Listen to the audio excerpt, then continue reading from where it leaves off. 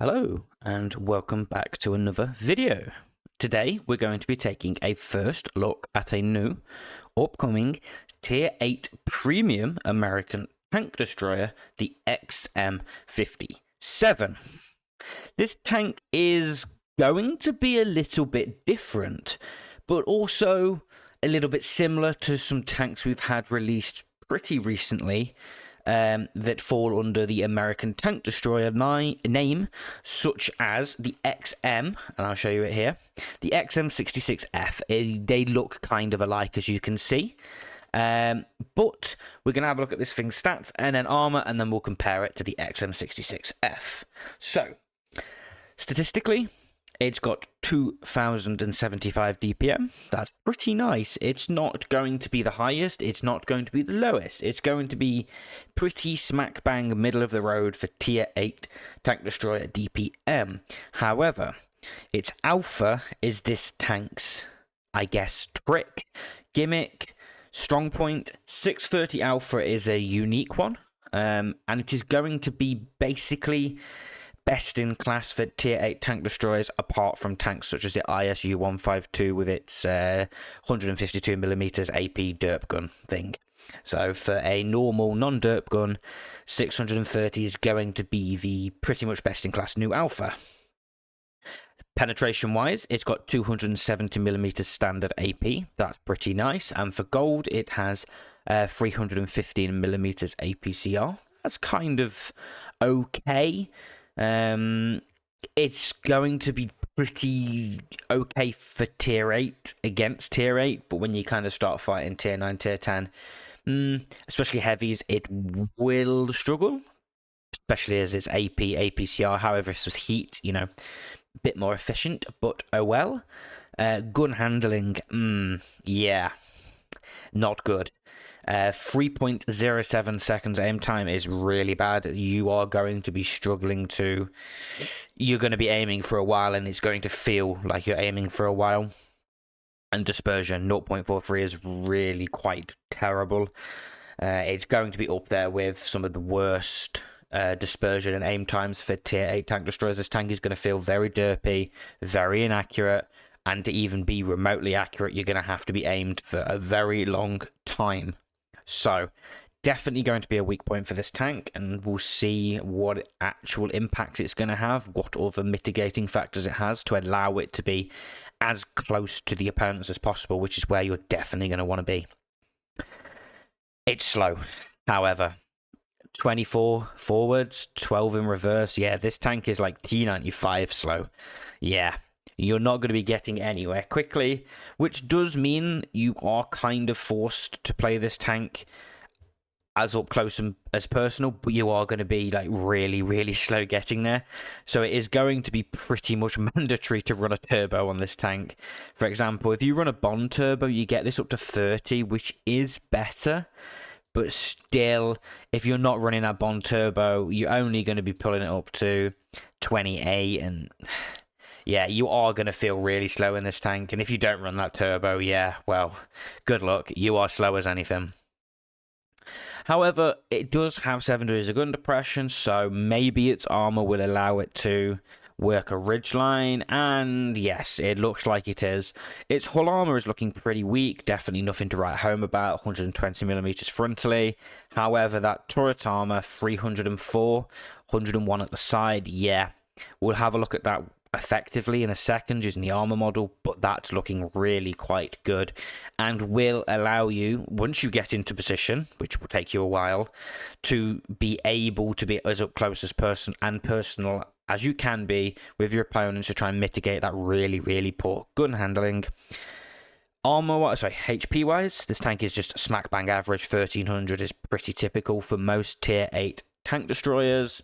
But once again, you'll probably want to run a hardening. So, for example, if you're on a standard hardening and you put it in the slot, you will kind of be able to pull it up a little bit to 1430. So, for example, you run a Bond hardening, 1470. So, just less than 1500 is manageable, especially as you are going to be playing up close and personal. You are going to want to have as much HP as possible. View range is nothing to write home about. 370 is pretty bad, but once again, you don't want to be sniping in this tank, so your view range kind of is a little bit irrelevant, I guess. And same with the camo. It actually has pretty decent stationary camo, but once again, kind of irrelevant because you kind of want to be as up close as possible, ideally within 50 meters, so you'll be proxy spotted. So, yeah.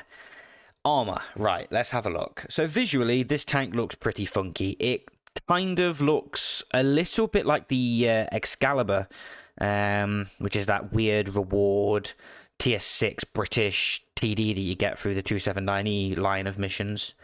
And when we have a look at its live armor, yeah, okay. So we're seeing that really strong turret. However, only really on its far cheeks do you get that, 300 millimeters plus of armor. Around the gun, yeah, really thick, so you aren't going to be penning this tank through the gun. However, it does seem to have, like, if we look at it on the visual, like, cheeks, like, right here, either side of the gun, and that is looking pretty weak, especially versus gold. You only are going to really need 330 millimeters to reliably pen this, which tier 9, tier 10 tanks will have, especially mediums with high heat penetration and TDs and some heavies as well. So it's not going to be impenetratable around the gun. However, that kind of is irrelevant because it seems to have like a forehead. If you kind of see, it flattens out here beyond like the cheeks, the face, as you might want to call it here. Then it kind of has like shoulder blades almost, probably shoulder blades, just the best way to describe it. And no matter what you really kind of do with the turret, they are visible.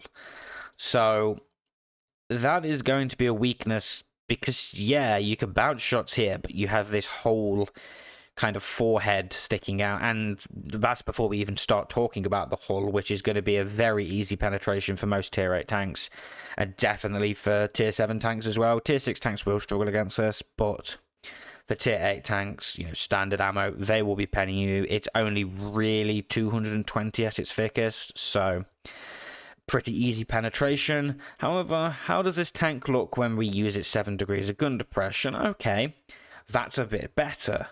However, the same issue still remains of having its cheek exposed, and it actually becomes an easier penetration when it's using its gun depression. And its shoulder blades are still visible, but they are a bit thicker, so tier 8 tanks may not be able to reliably pen it, but tier 9 and tier 10 definitely will.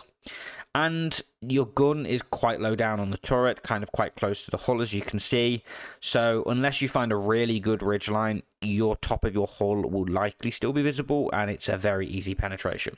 So this tank isn't looking like it's going to particularly have the armor, as it kind of starts to suggest, to allow it to be able to play that up close and personal style of gameplay that it's going to need to do because it's so slow and its gun handling is so poor.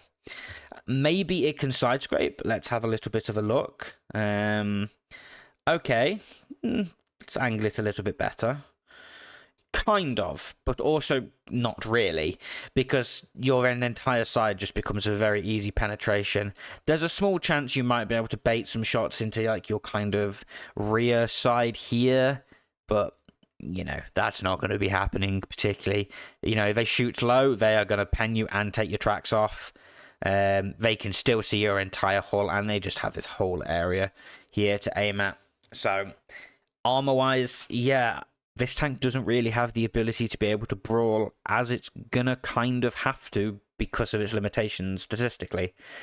So, regarding that, let's see how it actually stacks up to against the XM57, which was a tier 8 premium American tank destroyer that was released in the 2023 Christmas boxes. So, DPM wise, XM57 is losing pretty significantly. The 66F has pretty much 500 more DPM. Not great already. Penetration wise, the 57 is winning pretty significantly. Standard penetration, it has a whole 38 more penetration, which is significant. Means you can fire a lot more standard, which will be cheaper to play, which is always nice. It's also winning in alpha damage as the 57 compared to the 66F, 630 compared to 400. So you will be able to technically trade better, shot for shot. Rate of fire, the 66F absolutely trumps the 57 here. Lower alpha, faster reload time, better DPM, wipes the floor clean. Caliber, which is something interesting to look at, 155 compared to 120, so the XM with its AP will be able to overmatch more plates than the 66F will. And aim time, gun handling, right, here you can see the disparity. The 66F has not the best gun handling, it has passable gun handling, but the 57 is 2-3 times worse. You know, it has an entire second more aim time. Its dispersion is 0.43 compared to 0.36. Yeah, you can really start to see the difference here. You're comparing 7 degrees of gun depression for the 57 to 10 degrees of gun depression for the 66F. It has a better gun traverse, which is always something a little bit interesting for the 57, with it kind of having to be able to look over each shoulder, 75 either way of center, with the 66F only having 30. Which might give it a little bit more flexibility in a brawling scenario. But then you go back down to the mobility, 24 compared to 35. The 57 is just so much slower. Its terrain resistances are pretty much, its terrain resistances are actually identical. However, it has a worse power to weight ratio, worse engine power, worse reverse speed. Its tank traverses are significantly worse. Yeah, you can kind of see where we're going here.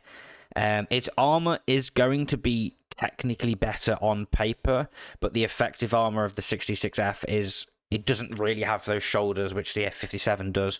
So its armor, even though it is weaker, effectively is better because it has worse weak points.